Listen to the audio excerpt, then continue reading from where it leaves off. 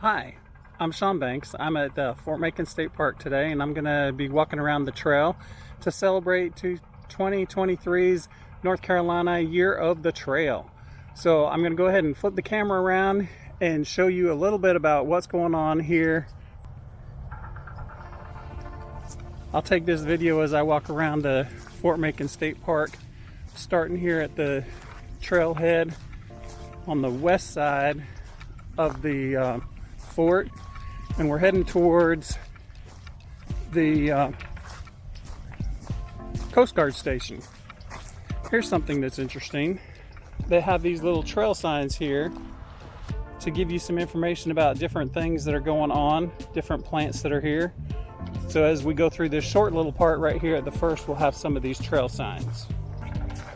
Right now I'm just enjoying the view, looking across the sound over there towards, I think that's Radio Island over there. Another one of those trail markers talking about sea oats. These are usually pretty interesting little things talking about the different plants that are here. Here's another sign, one that's kind of interesting, talking about muscadine, but as I look around here, I don't see any muscadine vines. I see a lot of smilax, but no muscadine. Here's something that's pretty cool. One of our native plants, the Yopon holly. Looking at those pretty red, shiny berries. I think that's pretty cool.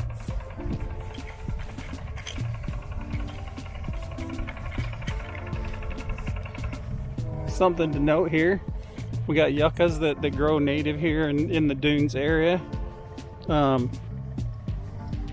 This is one yucca. There should be another one as we go further along on the trail. This one here you can see obviously has a trunk, so it gets a little bit of height to it. And you don't want to run into those stems because they can be very painful if you run into them. There's a good view looking across the sound over there towards Beaufort. Some cattails in a wetland area.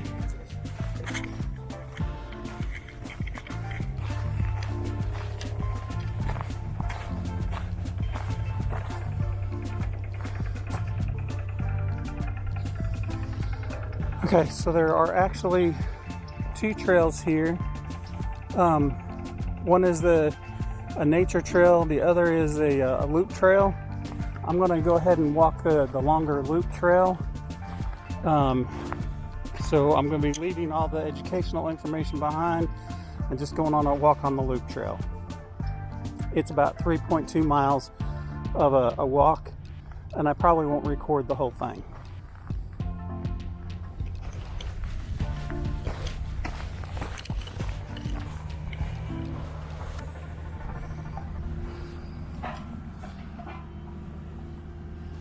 This is a Carolina cherry laurel. While they're young, they have the teeth on the margin, but the red stem is a pretty good indicator that that's what that is.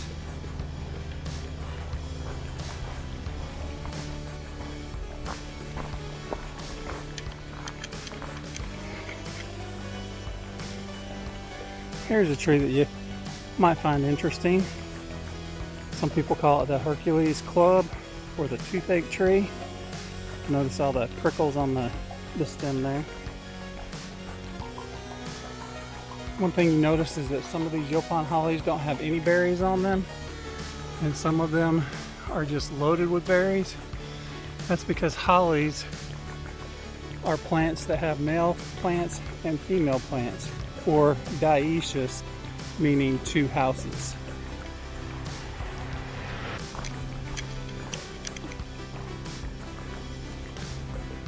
Part of this trail goes right in front of the Coast Guard station. They have a sign here that tells you where you're at and how to proceed as you go through and walk along the trail. We'll get on the other side of the Coast Guard station and get back into the wooded area. Part of the trail goes over some really wet areas, so they were really nice to build some wooden structures to carry us over.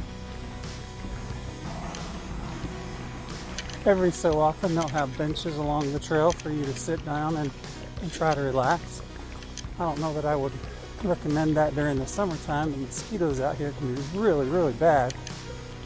They could even carry you away if you're not careful.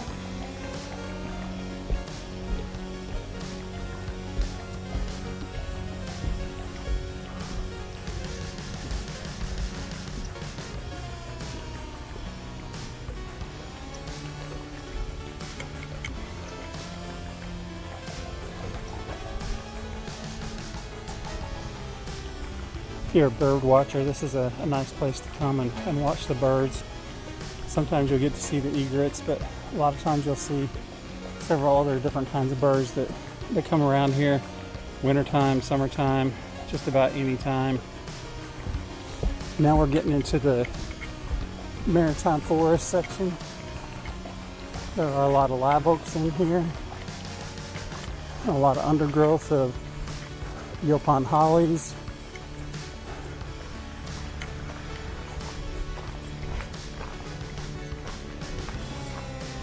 Here's a spot right here with the 2 benches, but also these signs. So if you're really into bird watching and you want to see what kind of bird it is that you're seeing, you can just kind of roll through these and see the different birds that you might be able to see here in the marshy areas.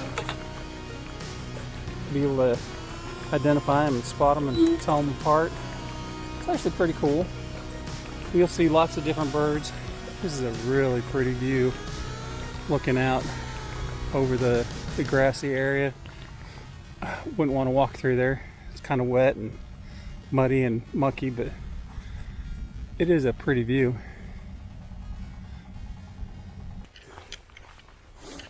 Here's a slight detour right here for a marsh pond overlook. Let's go take a look at this pond.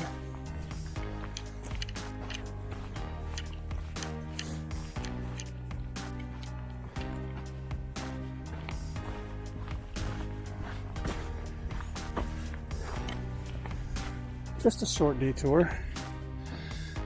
Maybe you can see the duck over there swimming along. And if you look really close in those trees, you can see probably about a dozen egrets over there perched in the tree, trying to stay warm and dry. A little bit more than a mile into the walk, this is one of my favorite places. This tree right here, beautiful tree, nice, really alive, really old live oak, beautiful, but it's also, with the swooping branches, a good place to take photos.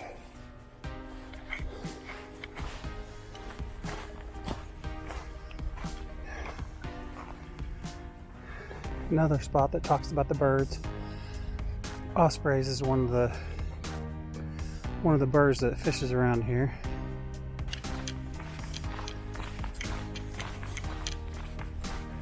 Okay, we're about halfway through here.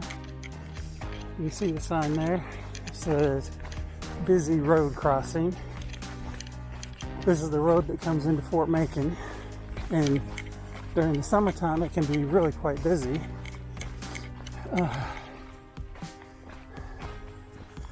So to make it easier to cross, there's a push button sign, but since there's nothing coming, we'll go ahead and cross.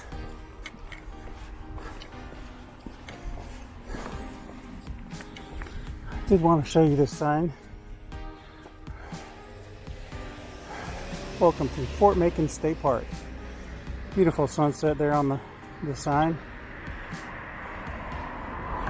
All right, back to the trail. That road right there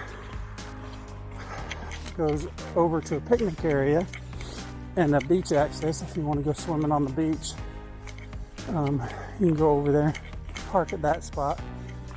There's also a access to this trail from the picnic area. I'll show you that when we get there. But first we want to walk through more of the maritime forest and see more of the plants that are here. This plant right here is a baby red bay. It's in danger of becoming extinct from the red bay ambrosia beetle that carries laurel wilt.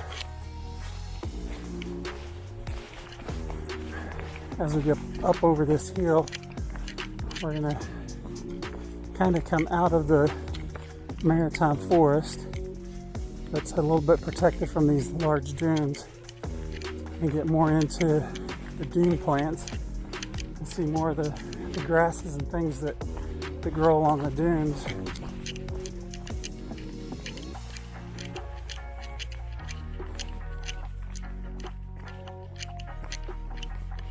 As you can see, we come out from the shade of the big trees, and now everything is kind of stopped off at a certain height. And that's mostly due to the winds and the salt spray coming from the ocean.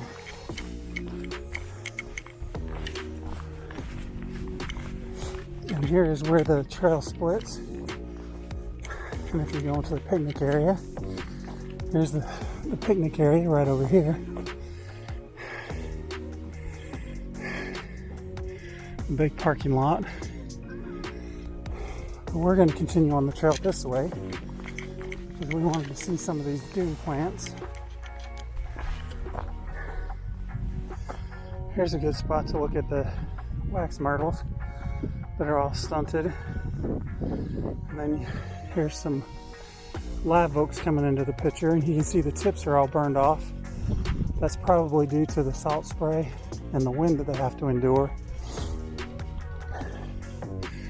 And if you look really close right in here, you can see some of the berries, the blueberries of the smilax vine.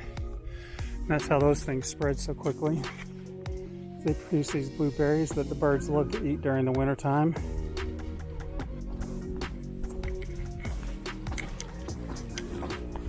You can see there's lots of grasses. There's some of the sea oats sticking up there. Little blue stem mixed in there.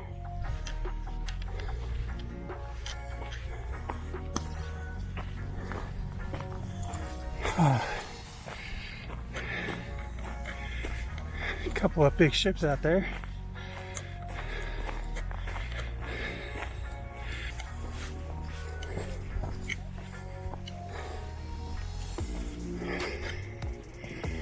Here's the overlook.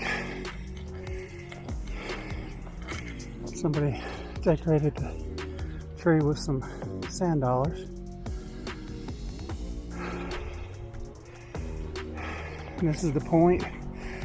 If you look really close, out in that distance right there, you can see the lighthouse. It's the Outlook Lighthouse, Cape Lookout Lighthouse.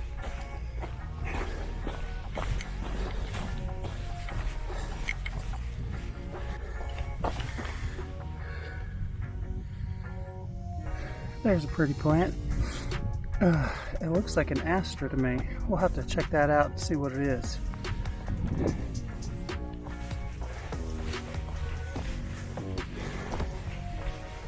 Alright, on the home stretch.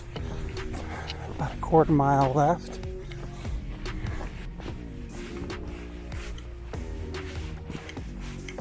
And here we are coming back into the parking lot at the fort. So a little over a 3.2 mile trip. Now I got to walk to the other end of the parking lot.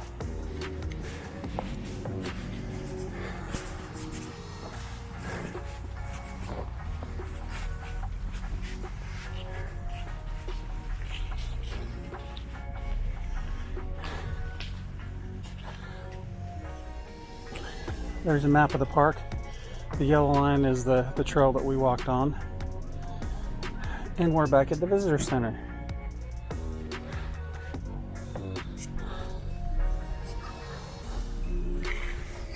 So I hope you enjoyed our walk, and we'll do this again in a couple of weeks on another trail.